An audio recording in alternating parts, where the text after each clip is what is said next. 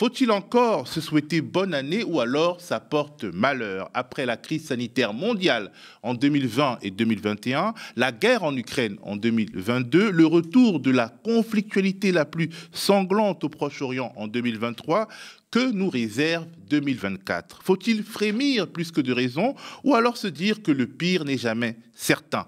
Aujourd'hui, avec Bertrand Badi, politiste, auteur de nombreux ouvrages, dont le dernier est Pour une approche subjective des relations internationales, paru aux éditions Édile Jacob, nous n'allons pas faire de numérologie ni de chiromancie, juste un bilan de l'année 2023, une esquisse des perspectives 2024. Nous tournons cette émission le mardi 19 décembre 2023 et elle sera diffusée dans quelques jours.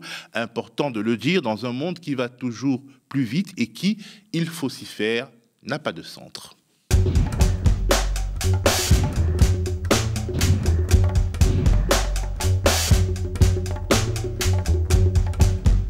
Bonjour Bertrand. Bonjour Théophile. Alors on ne va pas forcément y répondre de manière catégorique, mais je voudrais que notre conversation s'organise autour de quelques questions. Aux États-Unis, Donald Trump reviendra-t-il au pouvoir?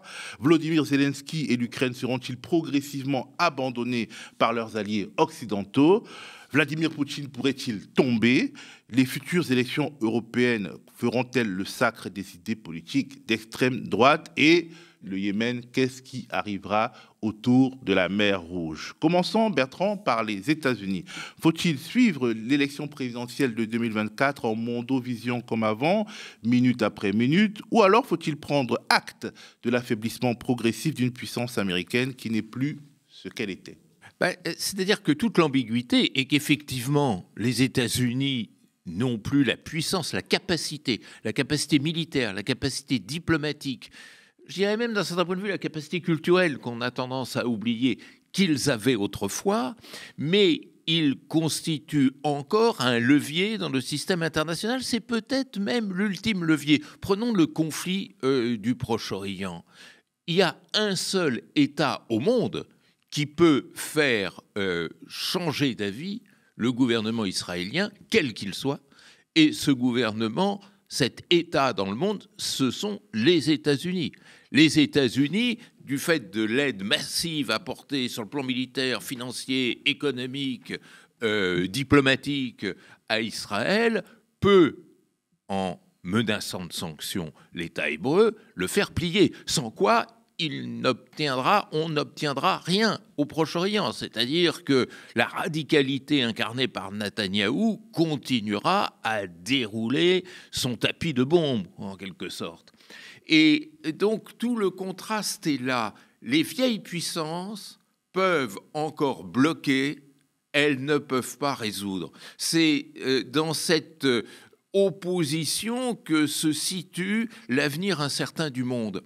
Alors, bien entendu, que l'élection de l'automne prochain sera une élection importante. Elle sera importante d'abord parce que toute désignation d'un président des États-Unis est importante, et là, parce que le match va se jouer entre deux personnalités qui incarnent deux formes d'expression du malaise de la société américaine. C'est ça qui est intéressant. Trump, c'est quoi? Trump, c'est l'expression de l'amertume de la société américaine, disons des classes moyennes américaines, face à une mondialisation qui ne tourne pas à leur avantage et face à des interventions extérieures qui leur ont été extrêmement coûteuses, humainement, économiquement, réputationnellement et ce qui s'ensuit. Biden, c'est l'expression du désespoir de l'establishment américain et, je dirais, des forces vives qui animaient le messianisme américain face à cet échec répété dans la tentative désespérée de changer le monde pour lui donner les couleurs souhaitées à Washington. C'est le désespoir contre l'amertume, d'un certain point de vue, et donc, quel que soit le gagnant, l'empreinte sera forte sur le monde entier, et je dirais les périls, si c'est Trump, mais d'un certain point de vue aussi, si les démocrates ne savent pas prendre le virage, parce que ça c'est un autre aspect de la campagne qui va s'ouvrir, quel va être le langage des démocrates? Est-ce que ça sera le langage de la continuité, hein, le Parti démocrate, c'est, disons, un messianisme plus ou moins apaisé si on l'oppose aux néoconservateurs républicains qui incarnaient ce messianisme agressif? Est-ce que Biden pourra continuer à gérer ses contraires, en quelque sorte? C'est un jeu d'équilibrisme qu'il va falloir suivre. Qui prendra-t-il comme vice-président? Est-ce qu'il va reconduire Kamala Harris? Comment va-t-il se définir par rapport à la gauche démocrate, qui pèse de plus en plus lourd et qui surtout est de plus en plus exigeante? Pour la gauche américaine, le refus de considérer la cause palestinienne est inadmissible, par exemple. Est-ce qu'il va en tenir compte ou pas? S'il en tient compte, il risque de perdre la fraction la plus conservatrice de son électorat. S'il n'en tient pas compte, il risque de projeter dans l'abstention toute la gauche démocrate qui, évidemment, ne va pas aller voter Trump. Et les jeunes qui sont aussi des activistes bien nécessaires lors des campagnes électorales. Absolument. Et qui incarnent cette gauche. C'est assez intéressant de voir ce grand tournant de la jeunesse américaine. On l'observe sur les campus, mais pas seulement sur les campus, dans les sondages. Dans les sondages, il y a une majorité de jeunes qui disent non, on ne peut pas laisser tomber le peuple palestinien. C'est tout à fait inédit. Et face à un homme comme Biden qui exprime, je dirais, la vieille couleur du Parti démocrate, c'est être au pied du mur où on prend le virage, ou au contraire, on s'entête dans des postures anciennes qui, de plus en plus, aiguisent l'amertume des Trumpiens et poussent les jeunes démocrates de gauche vers une sorte de lassitude par rapport à ce parti qui n'est plus ce qu'il était autrefois. Alors, Donald Trump a-t-il des chances de gagner après sa défaite d'il y a bientôt 4 ans? Comment se fait-il que lui et Biden figent à ce point la scène politique américaine qui était plutôt dynamique depuis autant de temps? Oui, alors ça, c'est une pathologie mondiale, hein, Théophile. C'est très intéressant de constater que partout dans le monde, on assiste à une difficile relève du personnel politique. Intéressant de se demander pourquoi. C'est pas un phénomène typiquement américain. Regarde en France, c'est la même chose. Tout le monde se demande qui peut être candidat en 2027. Bon, regardons en Allemagne, regardons en Italie, regardons en Grande-Bretagne, cette succession de premiers ministres qui ne tiennent que quelques mois, et on voit bien que l'on a du mal à renouveler le personnel politique. Il y a des explications à cela, mais je pense que l'essentiel de l'explication est à trouver dans ce hiatus qu'il y a entre une classe politique qui est formée à l'ancienne et un monde tout à fait nouveau qu'ils ne parviennent pas, que ces anciens politiciens ne parviennent pas à rattraper. Donc il y a un écart entre le politique et la société. Et qu'est-ce qui se passe quand il y a un écart entre la politique et la société? Le populisme monte. Il y a une sorte de mépris populaire pour la classe politique et les institutions. Il y a la volonté d'inventer autre chose, mais cette autre chose est inventée hors de l'espace politique qui est en quelque sorte déserté. Et ça, c'est un phénomène extrêmement inquiétant. Alors, aux États-Unis, c'est encore plus vrai qu'ailleurs, parce que aux États-Unis, la déception sourde dans un premier temps, mais de moins en moins cachée, de la société américaine devant les transformations du monde est telle qu'il y a une perte de confiance dans le politique. On n'est plus au temps de l'Alliance pour le progrès d'un Kennedy et tout ce que pouvait symboliser. On n'est plus dans le temps du réalisme dur et résilient d'un Nixon. Et on n'est même pas dans ce reste de rêve qu'incarnait Barack Obama. On est dans l'au-delà, si je puis m'exprimer ainsi. Peut-être que, quelque part, c'est le marketing politique, le buzz, le fait que finalement, les hommes politiques, ce sont des marques. D'ailleurs, c'est ce qui peut expliquer que les grandes familles comme les Clinton ou les Bush renouvellent d'une certaine manière le paysage politique américain. Peut-être que c'est le fait de faire fructifier sa marque et la difficulté à créer une nouvelle marque qui met dehors les anciennes. Il y a Coca-Cola, il y a Clinton, il y a Bush, il y a Obama. D'ailleurs, peut-être Michelle Obama aussi, un jour, se lancera dans la compétition. Je pense qu'effectivement, le marketing politique et le marketing électoral constituent des éléments clés de la compréhension du nouveau jeu politique qu'il y a dans les démocraties, même si ça va au-delà des démocraties, hein, ça c'est certain. Et puis, il y a en contrepoint, ça va avec, une prophétie qui était largement développée aux États-Unis du temps où je faisais mes études, qui était celle de la fin des idéologies. Et effectivement, les programmes politiques, et pas seulement aux États-Unis, en France c'est la même chose, ne portent plus sur quel type de cité on doit construire, mais comment on doit gérer les affects du corps électoral. C'est quand même très différent. Je suis d'un âge qui me permet de me souvenir de ce qu'était la campagne électorale de 1974 ou 1981, quand Giscard et Mitterrand s'opposaient. C'était deux mondes, c'était deux visions de la cité.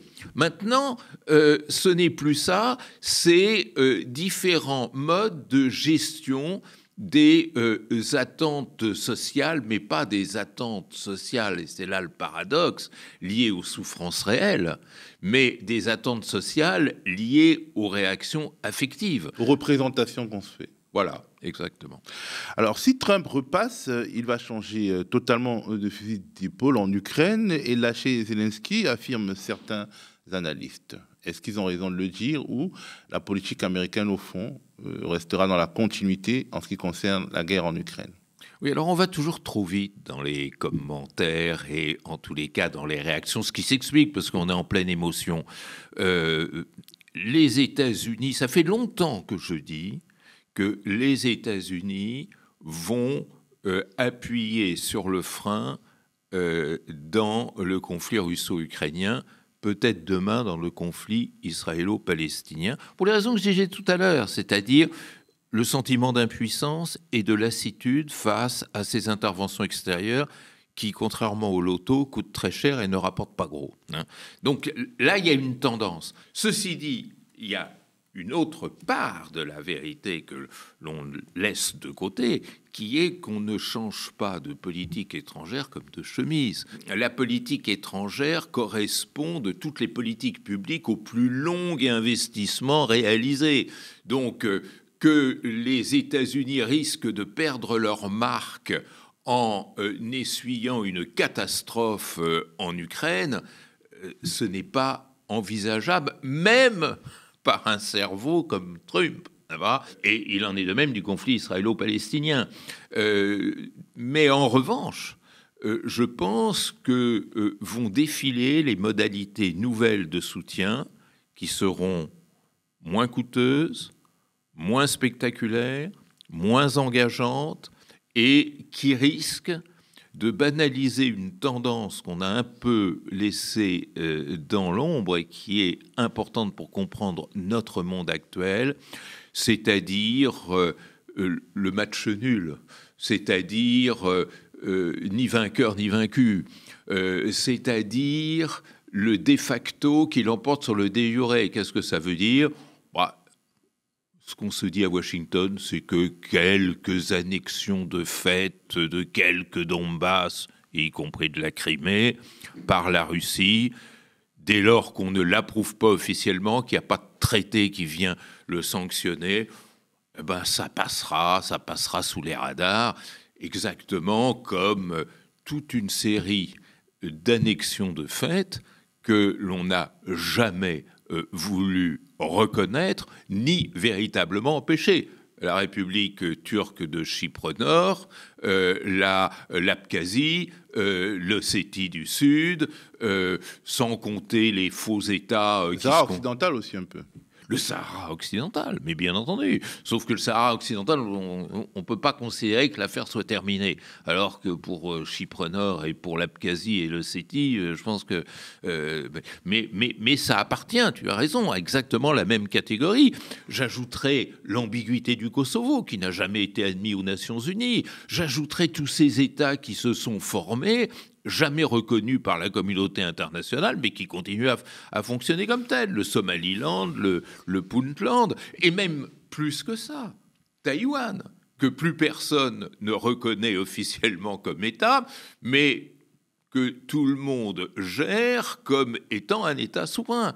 Et cette espèce d'ambiguïté pérenne, c'est ce qui permet de construire une situation sans qu'il y ait de vainqueur ni de vaincu officiel. Alors, parlons de l'Europe. Les élections européennes, bon, elles sont beaucoup moins importantes que, de facto que les élections américaines, mais elles auront lieu.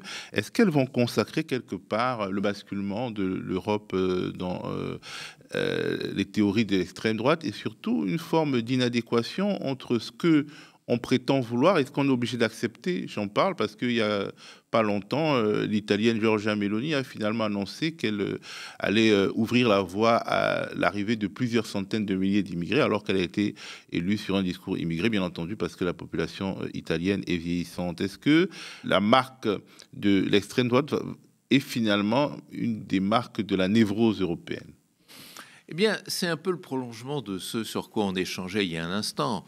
C'est-à-dire que, comme le jeu politique consiste à recueillir sur le marché électoral les affects auxquels les individus sont le plus attachés, auxquels les électeurs sont le plus attachés, on voit déferler cette vague nationale populiste qui gagne à peu près partout, de l'Argentine à la Slovaquie, en passant par les Pays-Bas ou par tant d'autres pays, je ne vais pas les nommer tous, les pays scandinaves, la Finlande, etc. Qu'est-ce qu'il y a derrière cela ? Il y a l'incapacité du monde en général, de l'Europe en particulier, de comprendre ce qu'est la mondialisation et d'accepter de franchir le pas de la mondialisation. À partir de là, la gestion du marché électoral se fait à partir d'une instrumentalisation stratégique de la peur, c'est-à-dire vous avez peur de la mondialisation et je vais désigner les responsables. Et c'est la fameuse théorie très classique du bouc émissaire. Si vous êtes en insécurité, si vous êtes en appauvrissement, si vous êtes en situation de perte de prestige dans le monde, c'est la faute des migrants, de ces flux démographiques, de tout ce qui appartient au transnational, une dénonciation fondée en partie, mais caricaturale des réseaux sociaux transnationaux.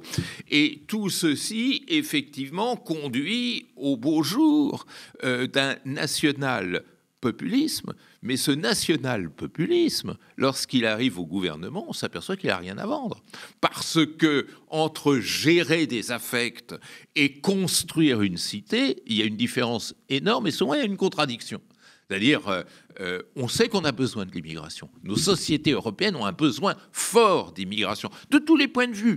Économique, bien entendu, on en parle beaucoup, social, mais aussi culturel, parce que nous pouvons vivre dans ce monde en sachant justement organiser, faire fructifier cette diversité culturelle dont on a besoin, qui n'est pas un danger pour notre identité, mais qui est un rafraîchissement de notre identité. Donc tout ça, on a besoin. Et donc, quand ces gens nationaux populistes arrivent au pouvoir, que font-ils ?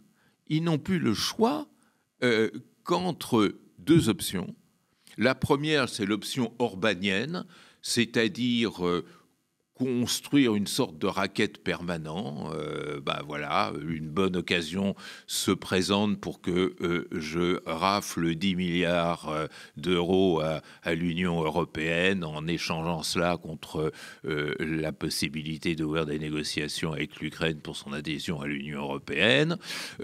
Donc faire des coups successifs soit sur le mode rhétorique, soit sur le mode du racket matériel, comme je le disais. Ou vous avez le modèle mélonien qui consiste, alors là, à tout simplement s'aligner sur ceux qui étaient dénoncés la veille, c'est-à-dire la veille des élections. Donc on voit à quoi tout cela mène, mais c'est quand même très dangereux. C'est quand même très dangereux, d'abord parce que ces mouvements d'extrême droite continuent à ensemencer la pensée et l'opinion.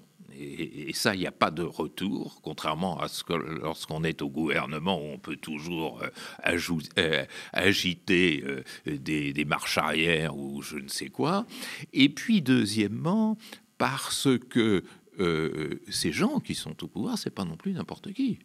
Et on voit très bien que dans leur sillage figure tout un tas de forces telles que, même il y en a derrière le Rassemblement national, héritier des temps anciens, que ce soit ceux de l'OAS, du colonialisme, du racisme à la française et tout ce qui s'ensuit. Même quelques groupuscules néo-nazis. Évoquons un peu plus profondément le conflit israélo-palestinien. En 2024, le soutien inconditionnel, comme on dit, des États-Unis à Israël et même de l'Occident à Israël peut-il ne pas refluer sans énormes conséquences morales? Et puis, Netanyahou survivra-t-il politiquement à l'année qui vient? Alors, le grand problème, c'est que, premièrement, les acteurs locaux sont de plus en plus autonomes, de plus en plus insensibles à la pression de la communauté internationale et de plus en plus portés à gérer seuls les dossiers internationaux. Je disais tout à l'heure que les États-Unis, c'est les seuls qui puissent encore faire pression sur Israël. Le reste, c'est terminé. Aucun autre, ni les États européens, ni la Russie, ni même la Chine, peuvent véritablement peser sur les acteurs locaux. La mondialisation, ça va paradoxalement de pair avec une autonomisation plus forte des acteurs locaux. C'est normal, parce que l'ancien monde, c'était un monde d'alliance, donc où on se tenait et où on se contrôlait. Le nouveau monde, c'est un monde de fluidité, justement, et d'échanges généralisés où on ne se tient pas.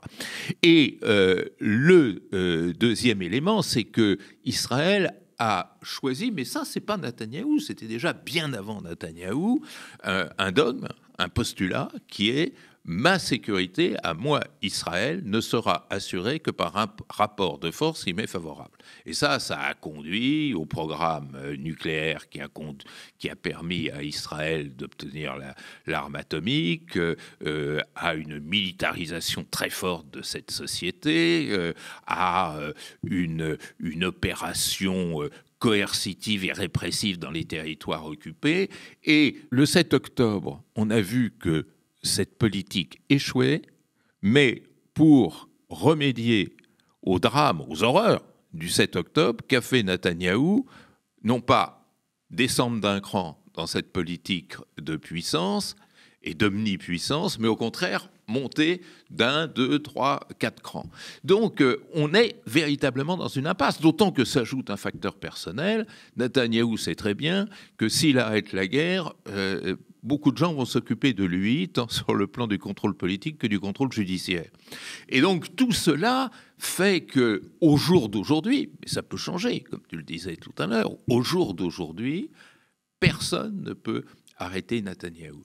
Et la rhétorique américaine est une rhétorique qui affiche son scepticisme. Il y a eu un nombre incalculable de petites phrases américaines que jamais Washington n'aurait au préalable prononcé et qui s'inscrit en faux par rapport à la politique de Netanyahou. Mais quand il s'agit de passer au vote, alors on va voir, tout à l'heure, il doit y avoir un vote au Conseil de sécurité, ce que feront les États-Unis, mais au premier vote du Conseil de sécurité, au vote à l'Assemblée générale des Nations unies, il n'y a rien eu de changé, ce qui conduit à un double drame, comme tu dis, d'abord un drame moral, parce que comment ce temple de la liberté et de l'humanisme qui est censé être l'Occident peut s'accommoder de 20 000 morts en moins de 3 mois, hein, c'est quand même une question, dont 7-8 000 enfants, de 50% des bâtiments entièrement détruits, d'une épuration ethnique qui ne dit pas son nom mais qui est plus ou moins programmée.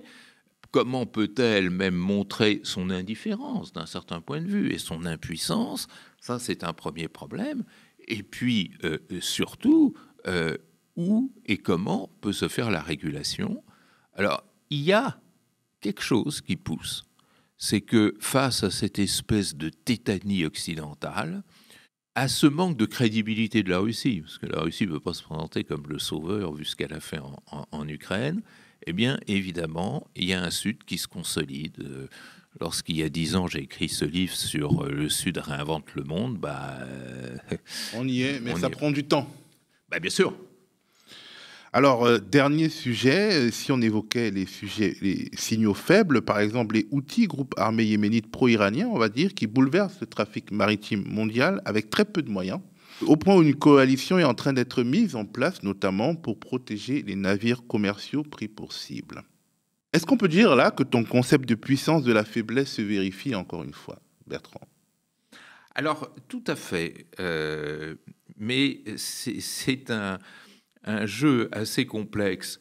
Oui, parce que les Houthis, on ne peut pas dire que ce soit une puissance, même s'ils ont réussi à mettre en déroute et l'armée saoudienne et l'armée émirati. Enfin, si on prend les critères classiques de l'équipement, du poids économique, du poids démographique, équipement militaire, je veux dire poids économique, poids démographique, les Houthis, c'est vraiment pas grand-chose. Ils ont résisté à ces armées arabes qui voulaient les contenir, et maintenant, ils ont trouvé l'astuce, je mets le mot entre guillemets, mais il est assez exact, pour exister sur la scène internationale et se présenter comme incontournable. Ce qui est extraordinaire, c'est que 20 000 Palestiniens peuvent mourir à Gaza, et on commence à s'en lasser dans les journaux télévisés.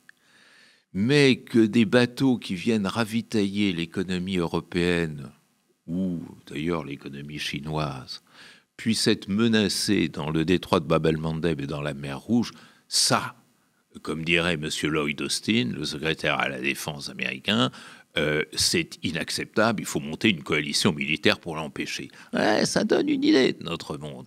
Et de ce point de vue, si la fièvre internationale monte au Proche-Orient, aujourd'hui, ce n'est pas tant à cause de Gaza qu'à cause de la mer Rouge. Et qu'un tout petit acteur comme les Houthis puisse créer une nouvelle ligue d'Augsbourg ou je ne sais quoi pour les mettre hors d'état de nuire, c'est quand même une victoire diplomatique incroyable pour ces Houthis. Alors, est-ce que tout ça peut déboucher vers une guerre avec l'Iran, de l'Occident avec l'Iran, contre l'Iran, ou des États-Unis contre l'Iran? Écoutez, il faut éviter... Ce serait énorme. Oui, mais il faut surtout éviter l'obsession iranienne, c'est-à-dire... L'Iran n'est pas un acteur passif, c'est pas du tout ce que je veux dire, mais il faut cesser de dire ce que j'entends tout le temps, que le pantin Hezbollahi est animé par l'Iran, que le pantin Hamas est animé par l'Iran, que maintenant le pantin Houthi est animé par l'Iran. À un moment, on expliquait que Bachar el-Assad, lui-même était animé par l'Iran.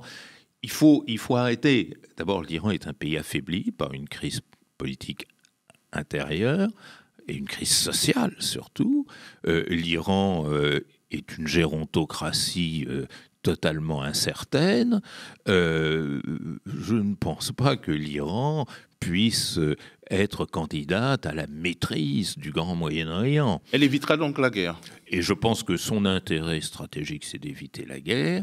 Et je pense que l'intérêt stratégique d'à peu près tous les acteurs, c'est d'éviter de transformer le conflit israélo-palestinien en un conflit israélo-iranien avec tout ce que cela peut inclure d'autres États dans une telle appellation.